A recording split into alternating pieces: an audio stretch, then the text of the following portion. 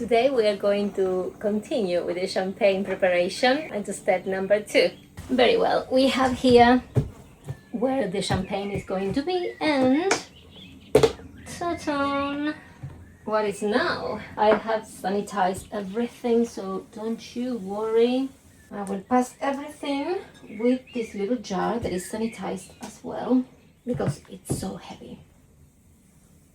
We will get as much as we can.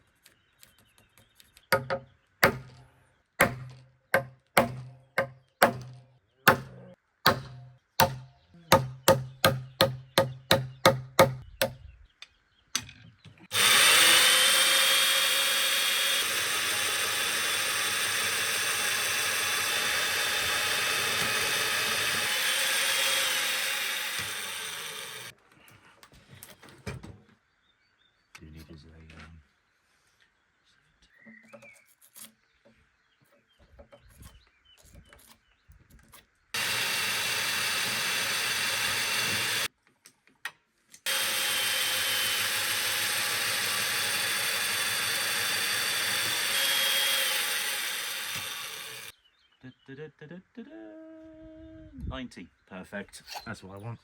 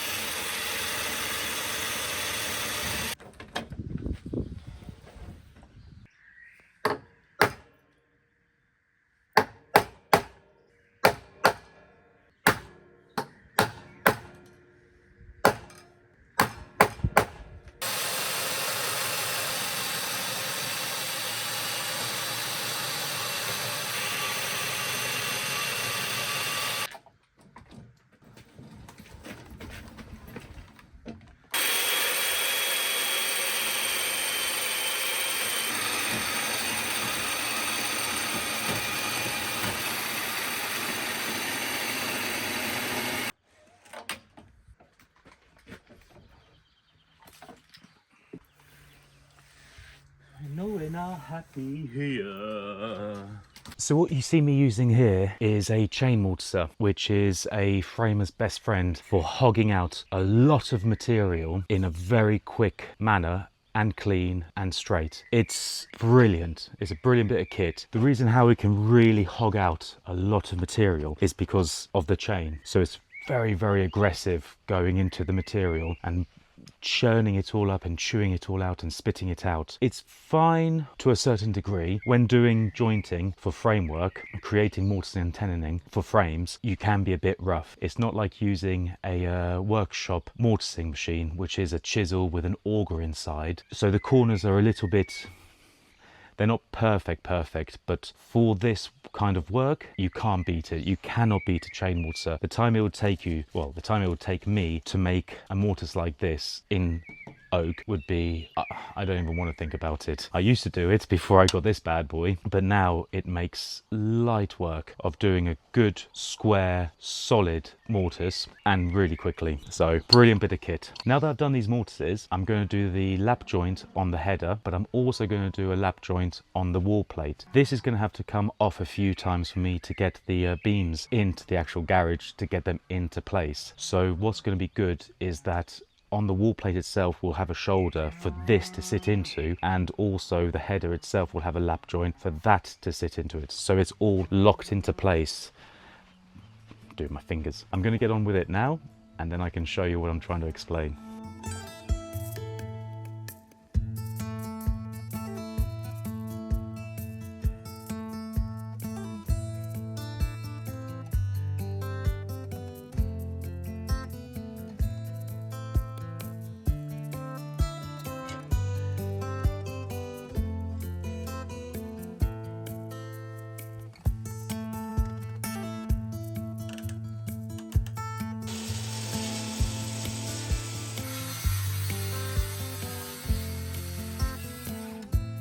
a quick lunch today. I'm making with the duck eggs a little frittata with leftovers, and it will taste so much better with fresh parsley, which we have here. Yeah, it's a vlogger's house, yes.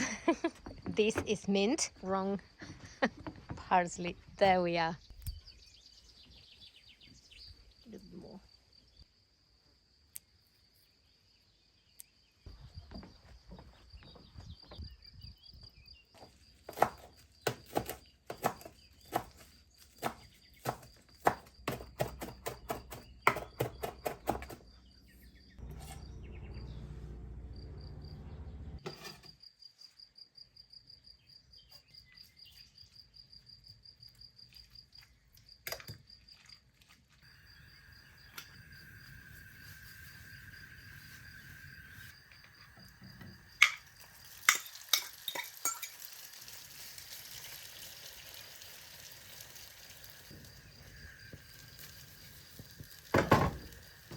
Just on time. I was coming to look for you because you were not hungry, seems like. Oh, you did a frittata. Frittata? Frittata. Frittata? Should we eat outside or inside? Yeah, definitely. Let's go Okay, outside. I will bring my plate. Thank you, darling. That's a nice lunch, huh? This is perfect. Absolute perfect. Bon appetit!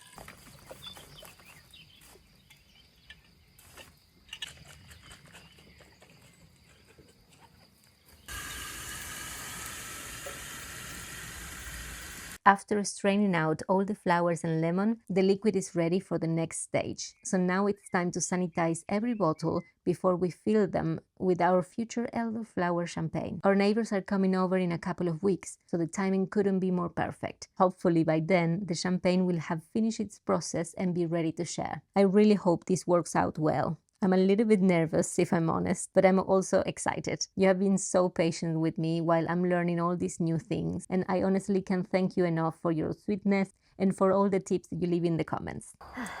We are still in good track, huh? Sanitizing everything, actually. You stay for a moment there. We are going to rinse this one. Just a quick rinse because these are new bottles. Just a little quick rinse and then sanitation. Sanitation? I don't know. Okay.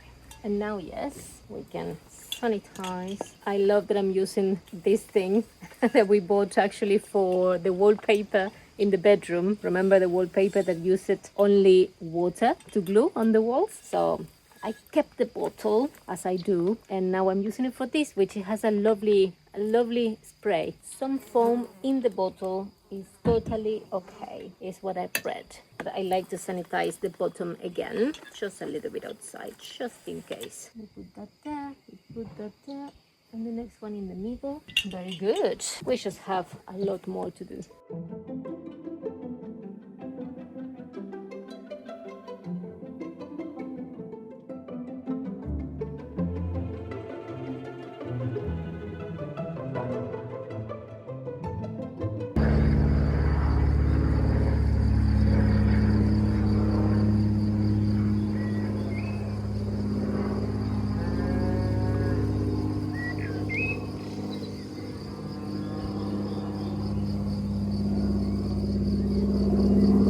Now you know what the noise is. Okay, this is ready. A little bit of foam is totally fine inside. For more. Okay, and here we have all the extras. I have to go quickly to the supermarket and buy there because when I bought the other bottles, half of them came totally broken. So look, they look very pretty actually. We're going to put them here. Stay there. That's there. And all this actually too. Put them here close. Perfect.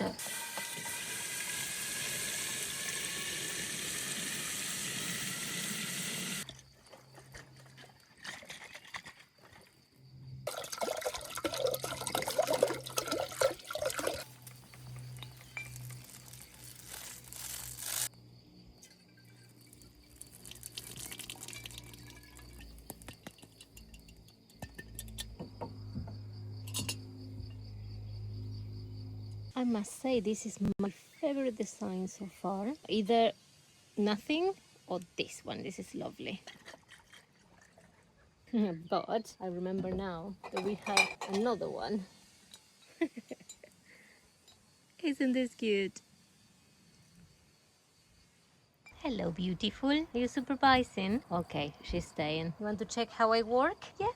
Okay, I'm done. This is all.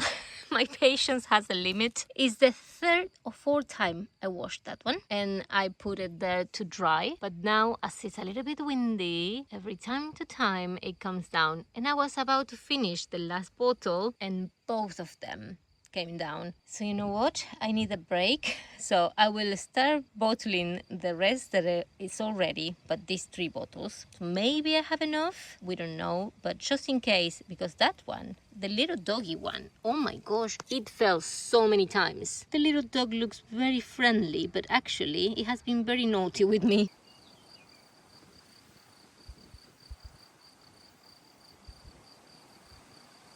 You see, it's pretty windy. But I have everything I need, so we can start putting everything into the bottles. Okay, we are going to fill up the nice bottles in the time that this finishes straining, you say? Okay, let's see how many bottles we can fill up with that.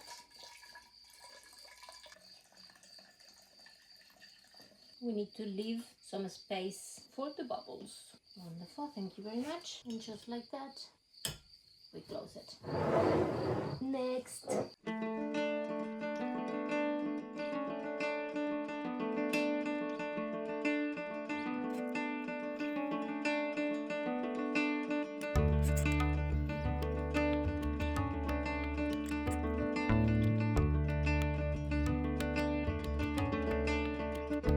It's almost ending the day, but we have made it. This is the last bottle. Well, that's the last bit of champagne. We have this batch 2 here and plenty more inside the piggery where they can be dry and cool. And even if I use some fresh flowers, as you saw me picking the last bits of fresh flowers, and that with the yellow part and not washing them, you can have yeast from there, natural yeast. I added a little bit of yeast for special for champagne that I found online with the recommendations, so I add as well a little bit of that. So now in 2 days I'm going to open one bottle and check how the fermentation is coming, if it's bubbles or not. And there we are, we have the collection of bottles all waiting for the fermentation there. And I keep it a little bit separate just in case one of them goes poop, but as well because of the floor there is so uneven that wherever I could place them standing up,